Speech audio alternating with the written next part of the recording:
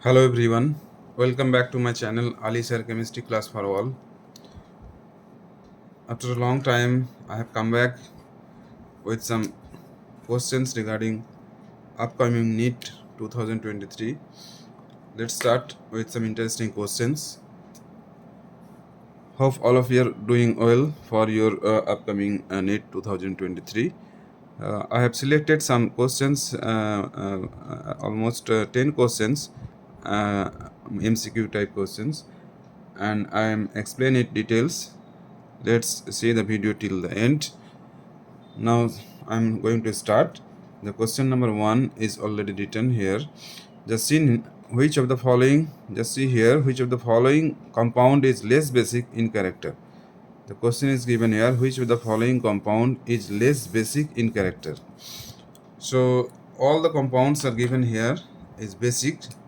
Why these compounds are basic? You just see here, in all these compounds NH2 group is present. This is aromatic amine. Aromatic amines. In aromatic amines, nitrogen containing a lone pair NH2. Due to the presence of this lone pair, these compounds are all basic in characters. So this lone pair can donate. So we can say this is a Lewis basic compound. Now the intensity of this lone pair will determine the basic strength. So we know, all of you know, the intensity of the lone pair will depends on the inductive effect, resonance effect, and hyperconjugative, etc. So just see in compound A,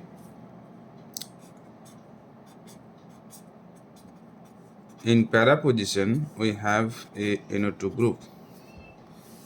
NO2 group in para position we have seen here the NO2 group is present. The NO2 group has minus I as well as minus R effect. So what will be the effect of this NO2 group in the constant in the intensity of the lone pair? All of you know the NH2 group will take part in resonance with NO2 group.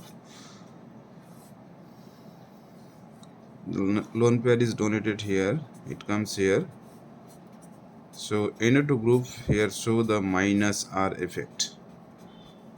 NH2 it become plus and it will become O minus and N plus. So NH2 group, NO2 group in paranitroaniline will show both minus I and minus R effect.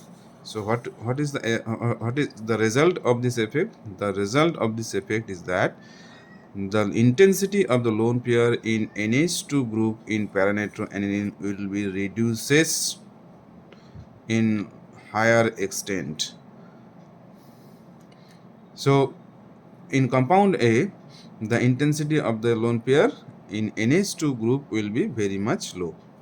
Now move to the compound B. In compound B, what is present in para position with respect to NH2? OCH3 group. OCH3 group here will show, all of you know, plus R effect, plus R and minus I effect. Due to the distance of this OCH3 group from NH2, the minus I effect strength is very low. So the plus R effect will intensify the electron density on the NH2 group. So here if you compare between A and B, A is less basic than B. Again we move to the compound C. In compound C, what is present? NH2 CH3. In CH3 group will show plus I effect and hyperconjugative effect also. So in CH3 group will also CH3 group also also increases the electron density on NH2 group. So basicity of the CH3 NH2 is also higher than compound A. Again we see in compound D, this is purely aniline. There is no extra base weakening or strengthening effect here. So here NH2 group is participate in lone pair of NH2 group which participate in conjugation with the benzene nucleus. So if you consider only NH2 group which participate in conjugation with benzene nucleus, not other extra base weakening effect group is present, which is present in compound A. So if you consider all these examples, it is clear to all of you that compound A will be the less basic in character due to the presence of this NO2 group at para position, which will show minus I and minus R effect, which will decreases the electron density too much in NH2 group. So the less basic compound or less basic in character from this given four compound will be compound A.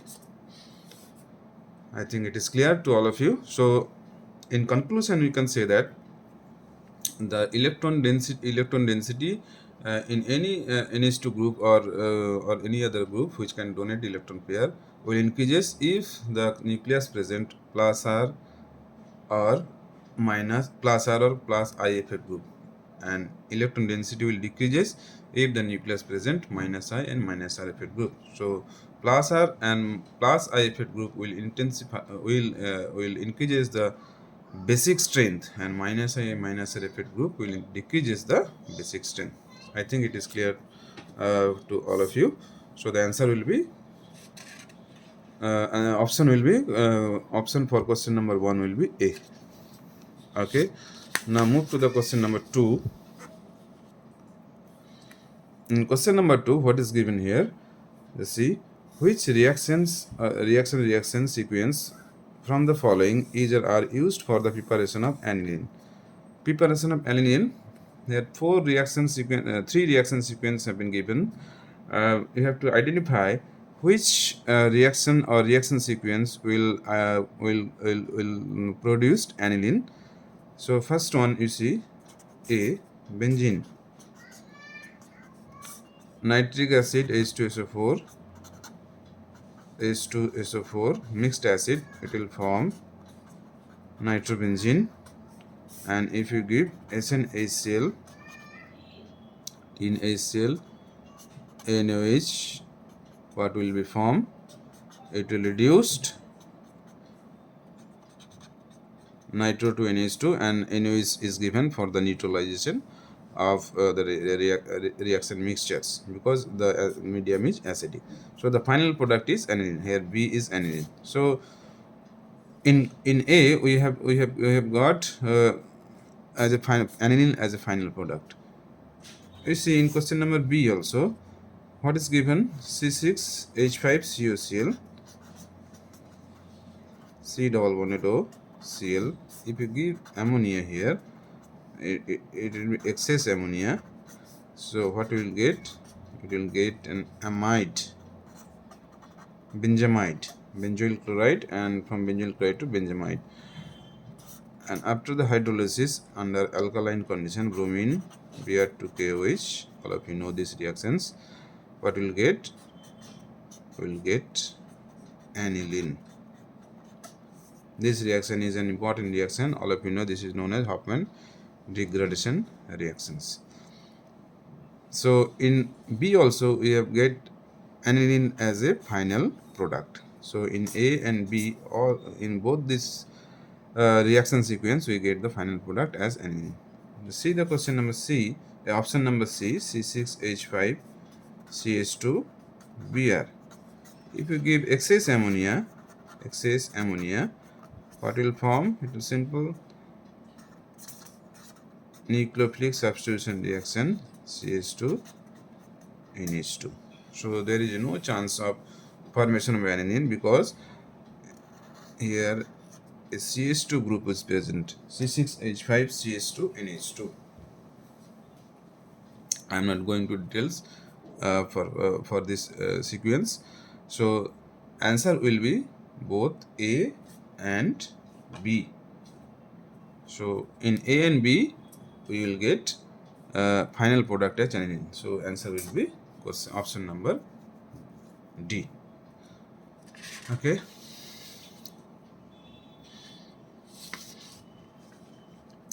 Now we move to question number 3. Consider the following compounds. Here given radicals, 3 free radicals One is this one, another is this one, and this one.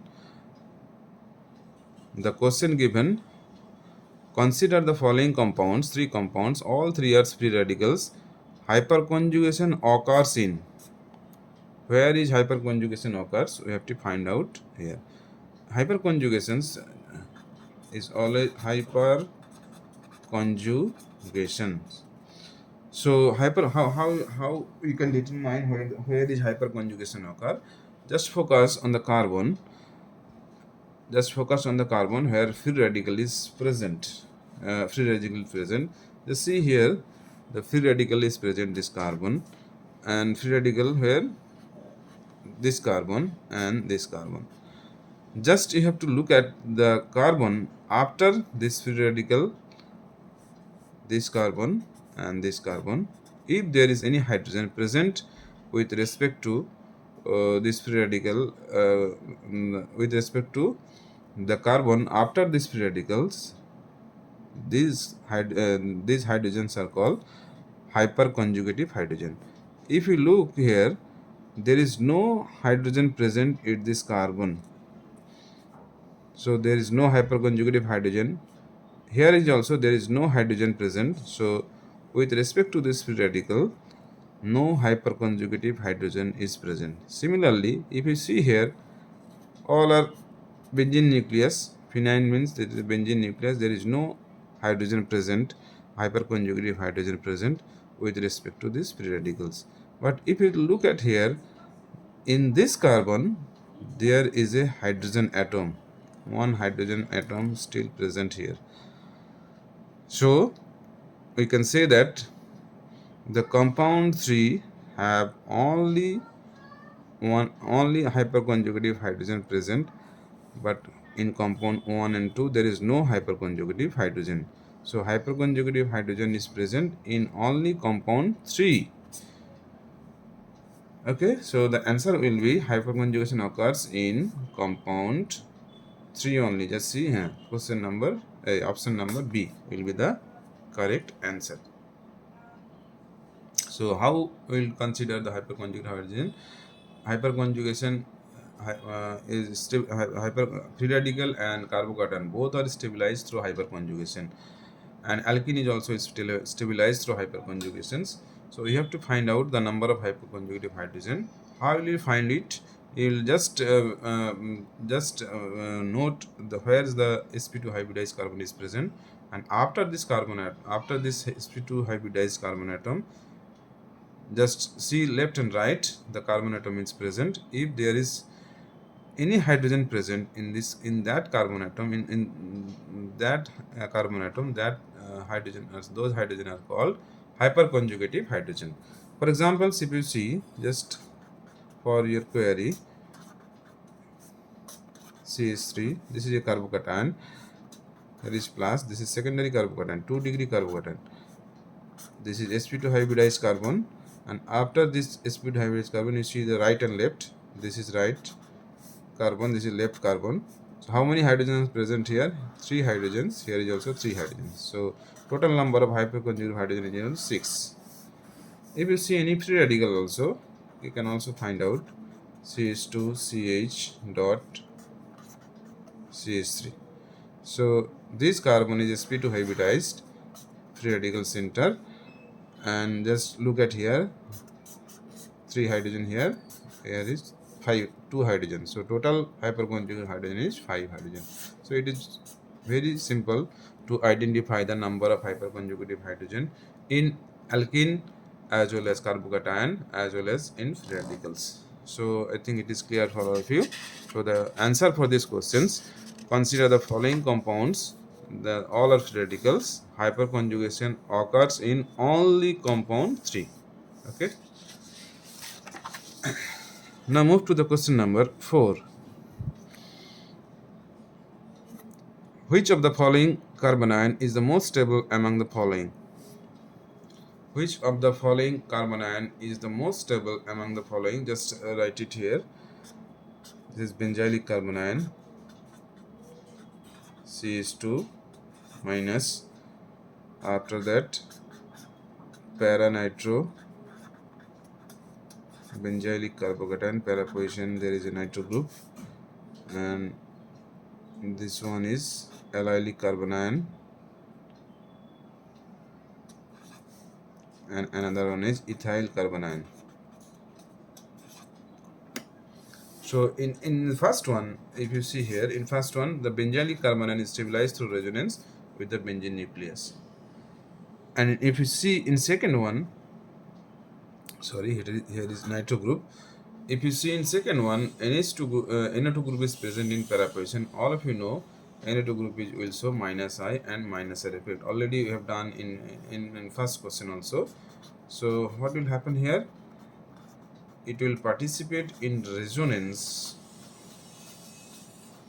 with the benzene. CH2 minus will participate in resonance with the benzene nucleus as well as in the nitro group with the nitro group. So all of you know this type of resonating structure. All of we will get O minus N plus. So here nitrogen is showing both minus I and minus R effect. So this will decreases the electron density on CH2 minus atom, CH2 minus center at this compound.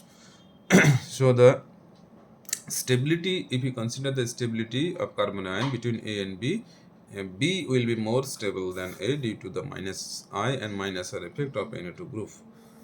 And if we go to the carbon ion, this is allylic carbon ion. Allylic carbon ion is obviously less stable compared to benzylic carbon ion. This is stabilized only through resonance. We will get this resonating structure, and this carbon ion, the carbon ion D is less stable due to the plus I effect of methyl group. So considering all of these things, we can say that the option number B will be the correct answer for this question. So which of the following carbon is the most stable among the following? Carbon and B is the most stable among the following due to the minus I and minus R effect of Na2 group. Okay.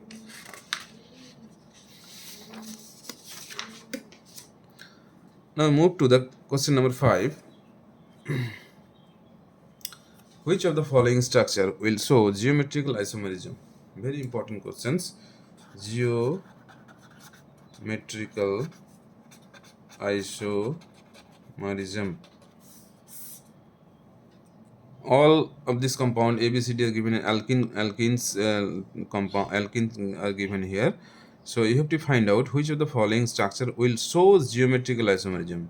So for showing the geometrical isomerism, the compound must be like this: double bond C, AB, AB, or C double bond C, AB, CD. The primary condition for alkene to show the geometrical isomerism is that in both this carbon atom, listen carefully, in both this carbon atom, the two groups or atom must be different. So I am writing here AB. So A and B are different group. Here you can write AB also. It does not matter whether these two groups are similar to this group. The which one is matter here? Both these two groups in each carbon must be different for the existence of a geometrical isomerism for a C double bond C compound. So this is clear for all of you, I think. So AB, here is also AB, but if this type of compound is present, CAA or BB, both are same, A and BB. So this will not, for this compound, there will be no existence of geometrical isomerism. Okay, just see carefully. In option number A, what is given? C double bond C, H I pair.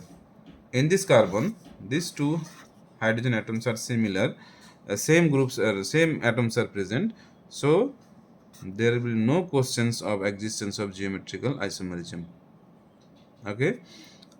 You see in option number B, C double bond C, HiCH3Br. So if you see in this carbon, one atom is hydrogen and another group is CH3. Both are different. In this carbon also, one is iodine and another is bromine. These two are also different. So for compound B, there will be existence of geometrical isomerism. Okay. If you see compound C, what is given here? CH3, CH3, Cl, Br. Both the groups are same in this carbon atom, CH3, CH3. So there will be no existence of geometrical isomerism for compound C also. If you see compound D, here is given C double bond C, Cl, Cl, H, CH3. Here is also two similar atoms present in this carbon atom. So there will be no existence of geometrical isomerism of compound B. So your choice will be definitely B. So B will be the correct answer. Only for the compound B have geometrical isomerism. So answer will be option number B. So for the existence of geometrical isomerism, both the carbon atom must have to contain different groups or atoms. If any one of the carbon atoms containing similar groups or atoms, there will be no existence of geometrical isomerism. Okay.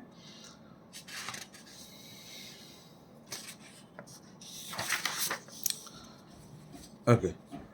Now I move to some another problem of physical chemistry from equilibrium, chemical equilibrium.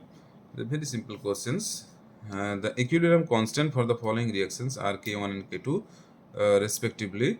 K1 and K2, which reactions? These reactions, for this reaction, equilibrium constant K1, for this reaction K2. Which of the following reaction relation is correct for the above reaction? So just very simple questions. SO2 plus half O2 SO3. I can write K1 is equal to SO3 SO2 O2 to the power half, and for the second reaction 2 SO3 to 2 SO2 plus O2, K2 is equal to SO2 whole square into O2 by SO3 whole square. So this is K2. Just see the let's see the relation between K1 and K2. In K1, SO3 is present in SO3 as a reactant. SO3 as a product. In these reactions, SO3 acting as a product. Here, SO3 acting as a reactant. So if you do this here, just reverse it. 1 by K1, take the reciprocal of K2. 1 by K2. It will be SO3 whole square by SO2 whole square into O2.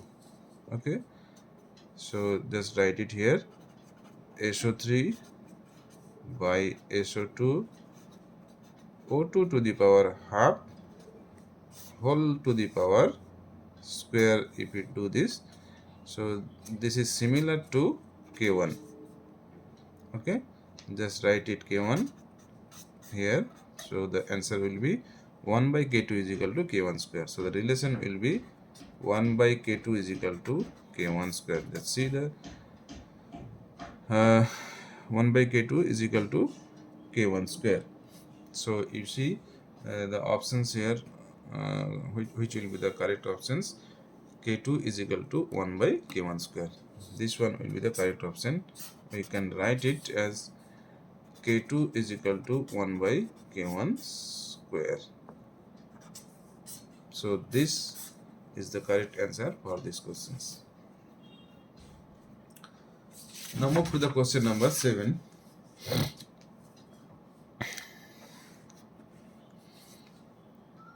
This is very simple and common questions.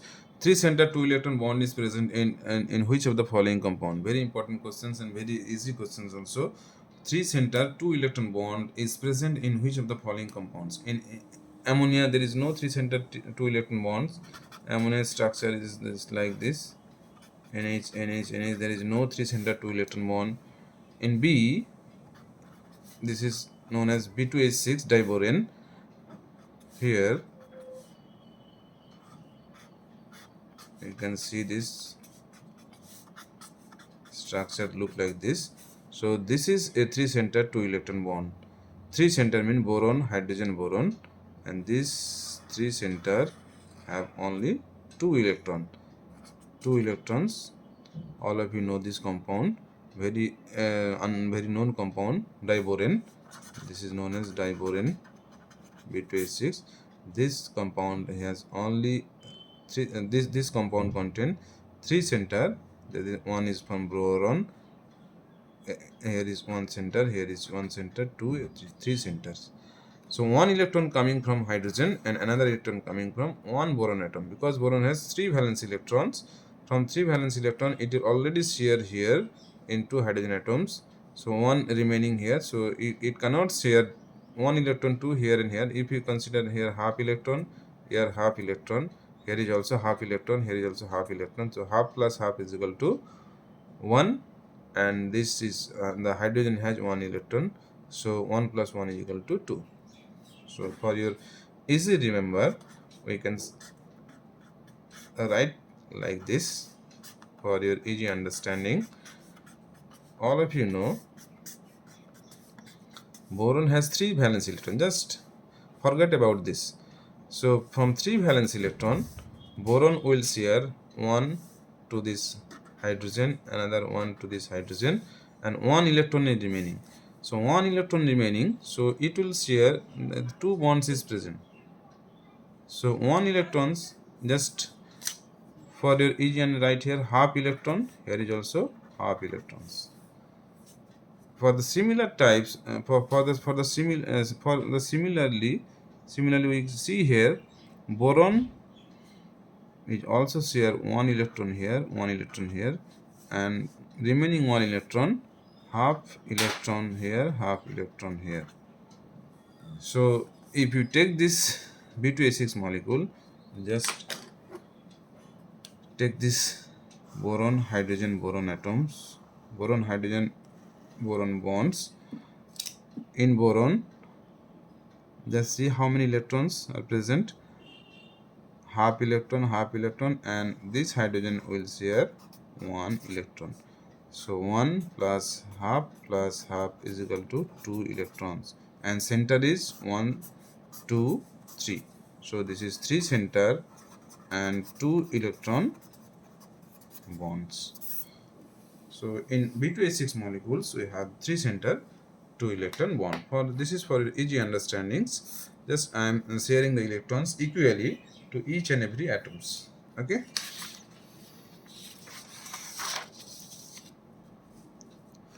Now move to the question number 8. When H2S gas is passed into a solution of sodium ethoxide in anhydrous alcohol, a precipitate is formed. The precipitate is, what is given here?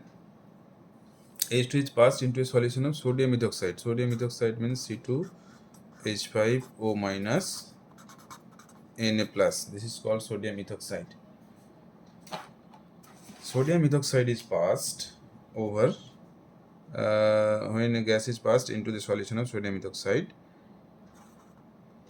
Na plus H2S. In anhydrous alcohol, that means alcohol is, and there is no water molecules in alcohol. This is dry alcohol, C2H5OH. A precipitate is formed. So what will be precipitate? This is simple and acid-base reactions. So what is C2H5O minus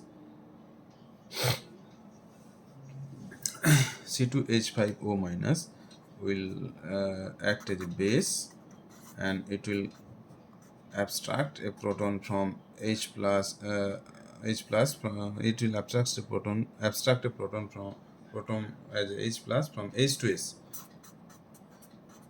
H plus is coming from H2S. So what will happen? C2H5OH plus, and another anion is present in H2S, HS minus. So this will be this will combine to it NaHS. So the product will be C2H5OH and NaSH. Just see here, NaSH and C2H5OH.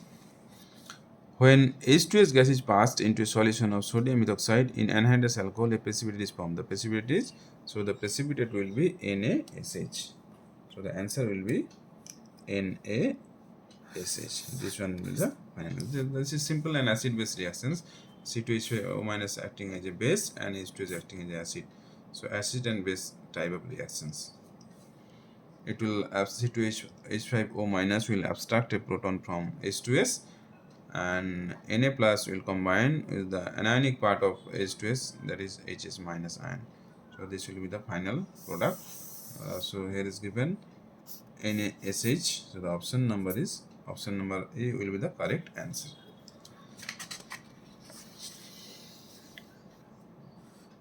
Now moving to the question number 9. Which of the following is increasing order of basicity in correct for given oxide? So here 4 oxide is given: sodium oxide, magnesium oxide, aluminum oxide, copper oxide. You have to find out the increasing order of basicity in correct order. So all of you know the group 1 metals are highly basic in group 1 metal oxide are highly basic in nature. So when sodium is present here, so it will be the stronger base among the all oxide given. So option number A will be in option number A. Sodium oxide is given less basic, so this will be cross it. So in option number C, option number B, C, and D, all these 3 options, sodium oxide is present in top order. So we can consider these 3 as the answer, as the probable answer. After Na2O, it comes to magnesium oxide, which is present in group 2. This is also alkaline earth metals. The magnesium oxide is also highly basic, but less basic than Na2O. So where it is present? It is present in option number C. Just see here. So Na2 will be the strong base, then MgO, then Al2O3, then copper oxide. So this answer will be the correct answer for this question. So the actual order will be Na2O will be the strongest base. So it will come first, that is increasing order. Then come magnesium oxide, then Al2O3, then copper oxide. So this will be the correct order for the increasing order of basicity of the given metal oxide. All of you know the metal oxide are basic in nature and non-metal oxide are acidic in nature generally. And there is some amphoteric oxide also. You take some classes for the discussion of this the types of oxide. From for these questions, it will be sufficient for you that you have to remember the group 1 oxides are highly basic oxide, which is sodium oxide, and then group 2 and the group 13 metal and d block elements, copper oxide. So the order will be like this.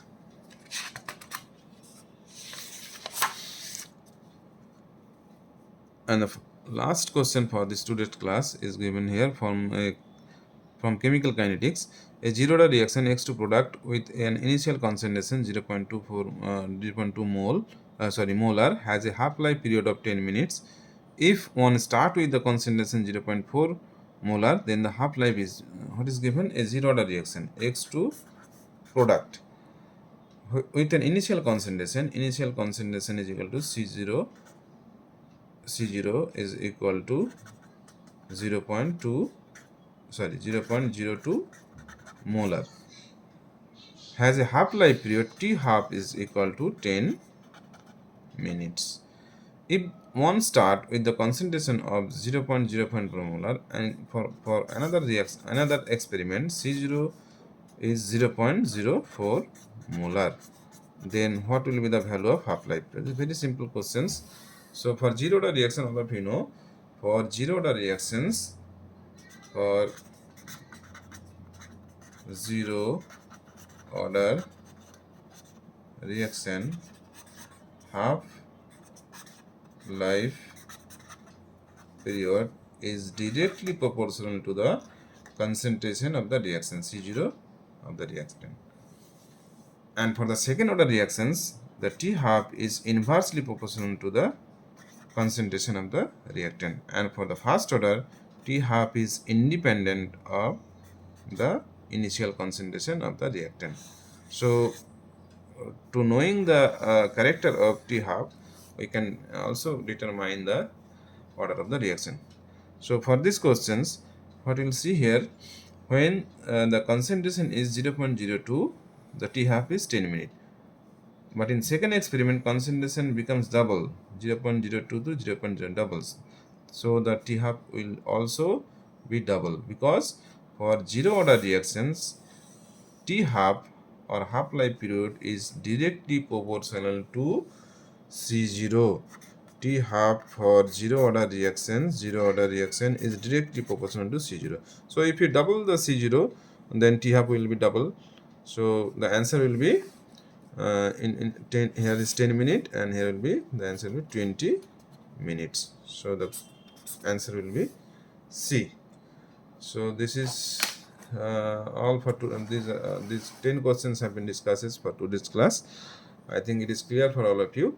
I'll come back with some more interesting questions in next classes, and tomorrow or day after tomorrow. So till then, take care all of you, and prepare well for your upcoming NEET 2023. Thank you all for your kind patience.